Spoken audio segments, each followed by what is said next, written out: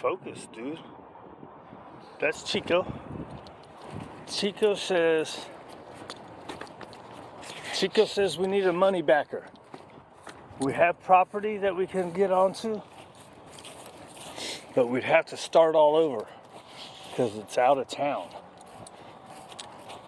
Not real far out of Dallas, but it's north, rurally.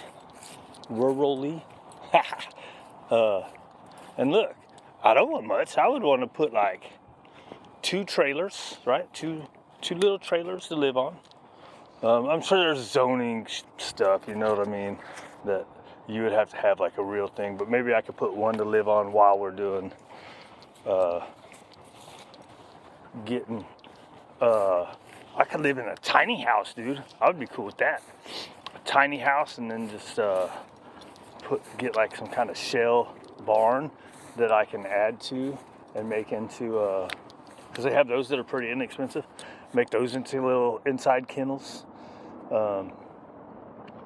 About 6. Now, right. So here's the problem. The problem is I get all these advertisements that say your business could get this much money, right? Well, if you knew that I really have no assets and I don't run the business like I should, I don't run the business like other businesses I was managers at, because I maximize dollars in those. And in this, I'm more of the service, you know what I mean? It's my service thing, and that's how I think about it. But we got so many little rescue dogs. Dude, I'm packed into the gills here. These dogs have got nowhere to go.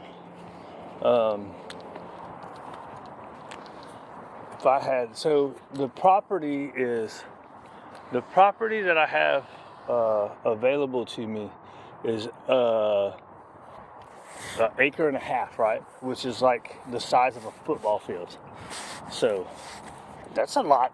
It's a lot of space. Now, is it all space that I can use? Like, it wouldn't be like space like this where I can use all of it, or is there some unusable?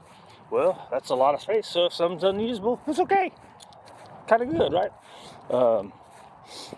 But put in a bunch of fencing.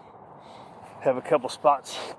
One where I could do my obstacle stuff and just leave it out there, you know. Had to put in something like this bike path, right? One that I could get around on a bike or a golf cart, right? Let's get a golf cart. I can get around on a bike. Probably need a riding lawnmower. Dude, hold on. How did we get a tangle, dude?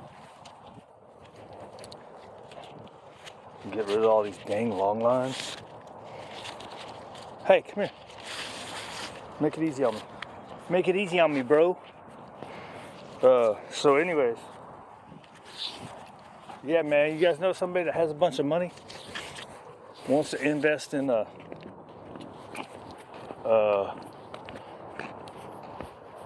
maybe slightly above average, but very dedicated.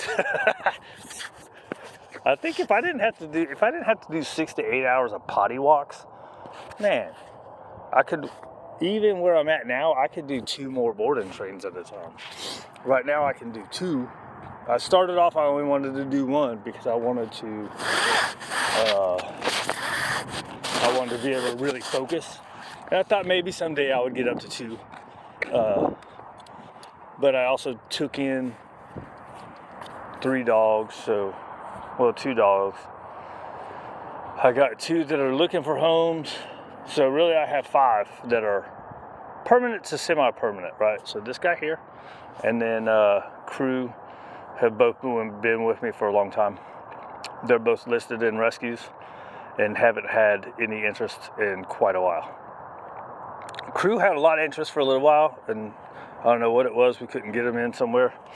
A couple of them, the people had dogs that they didn't think they didn't think would go well because of Crew's energy. Without doing a meet and greet first. I was like, well, if you know your dog is like that, why are you looking for dogs from other, because Crew's good, and he plays. I mean, and he doesn't even play with the dogs that much, so he's actually really good. He's a really awesome dog. This guy, a little bit more tough. He's older, a little more picky, a little more. You got to watch the energies because he'll flip out. But man, I'd love to have two what do we call kind of sanctuary dogs, right? Dogs that have been in shelter or rescue for way too long. Have them a nice sized yard that I could just go to, show up, play with them and work with them in their yard. Like this guy. He's real picky. I could get him in group more if I had fenced area. He needs the walk off first, and in order for me to do the walk with another dog, first I would have to have a helper. Because what happens when I had to walk out here with him and the other dogs, it's a lot of, he wants to go say hi to him, and it's like, no, dude, it's just a lot of friction on the way there. So it's causing friction in him, and then it's frustration for him and me the whole time. And it's like, that's not a good way to start a group, right? Whereas if I had a yard and there was 2 yards, they could go up, say hi between the gate, and then you can open the gate and they can go play, right? He was really good with Crew, who's a bigger energy. He kind of doesn't really play with the dogs much anymore like he did when he was younger. He's really good with Waylon. And so what I do is we put, not really good with Waylon. He was good with Waylon alone, but then when it was in group, he wasn't good with Waylon. So what I've been doing is we let his kind of socialization, right, is he's in his room and Willie and Raider will go in there and just hang out with us sometimes when we're doing stuff in the kitchen. So anyways, I think if I had better yard situation, I would be more comfortable putting him in group.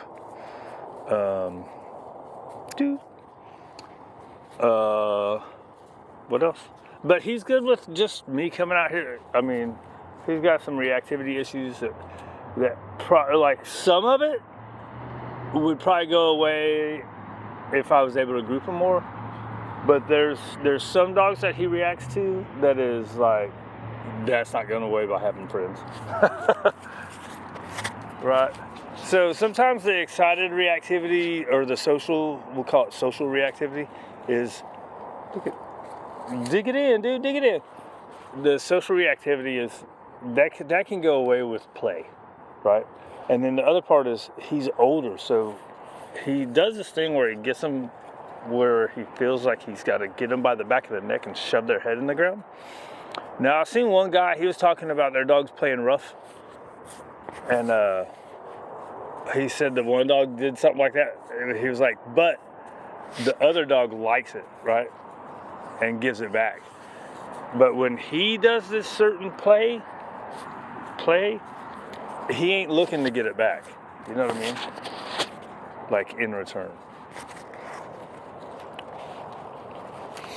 Oh wait, hold on. Actually, we're at 9 minutes. Come on, Chico. We're at 9 minutes, so let's cut this off. Come on, let's go. See, sometimes over there, they throw food over the fence. Sometimes they're just smelling. It's hard to tell at nighttime. Or it's not nighttime, it's morning. It's hard to tell in the dark time. So anyways, we need a money backer. Come on. No going backwards. We need a money backer so I can get on this property, so I can do better for these guys. The problem would be I would have to start all over, right? So, dude, this way. I mean, it is his free time. I should have let him do it. The problem is it would be like starting all over, right? So I have regulars right now that cover all my written bills, right? So anything I get above that is that's going into extra stuff for the dogs, right? Paying taxes. Eee, boy, that's a mess, isn't it? I don't know why they don't just make it easy. That's another video though. Oh, we're at 10 minutes. Anyways, that's a start over. I couldn't do like on my own, which sucks. I definitely need to be in a bigger apartment at least. This place right here is centered great. I got everything close. Grocery stores, Walmart is decently close. If I ate fast food, there's a lot of fast food places, and there's some pretty decent mom and pop restaurants around that we went to a lot when we first moved here. But anyways, the business. Yeah, and because I don't care about stuff. So one of the reasons that I don't save a lot of money and I don't care about stuff, right? So like, I feel guilty when I tell people, like this dude yesterday sent me an email and I'm like, $70 a session, blah, blah, blah, blah, blah, blah. And he's like, well, do you have packages? And I'm like, you told me you went to my website, dude. But it's like, that is my package price that I just give everybody now. I used to charge more. Until you got to a third session. You got to a third session, then I dropped the prices, right? Because some people would sign up for the packages, and then they'd only do 3 sessions. So I was like, okay, so we'll fix that by doing my $80, right? 3 sessions, then I'll drop the price for the next 2. And then from then on, it would be whatever to get it down to the cost. So I just started doing 70 across the board. And I used to do it cheaper if you came to me, right? And then I found I had a lot of people, and when I say a lot, I mean like 3 or 4. It was filling out the business. I had people that would sign up for 5 sessions, right? At the my site price, right? And then on the 4th one, they'd be like, or on the like 2nd or 3rd one, they'd be like, hey, can you come to me this time? And then we'll pick back up at your house. And then once I go there, they're like, yeah, I need you to come. So it ended up being, I would go to them 3 or 4 times at the lower price. You know what I mean? And people always do that stuff to self-employed people, right? They don't never do that stuff to like the big corporate places. They always want to get over on self-employed people. I don't know why that is. And I don't know that they're really getting over on them. It's just the mentality is, you got to try to save every penny you can, right? But anyways, wow, I went 6 minutes past the time. Man, this phone. Come on, suck it. Anyways. Money backer. All I need to do is put in fencing. Could make little shanty type dog houses on a couple yards. Put the equipment up and just let it stay there instead of me having to carry it around. That's why sometimes I don't do the stuff I want to do with these guys, because I have to load it all up in a shopping cart, walk it out to the field.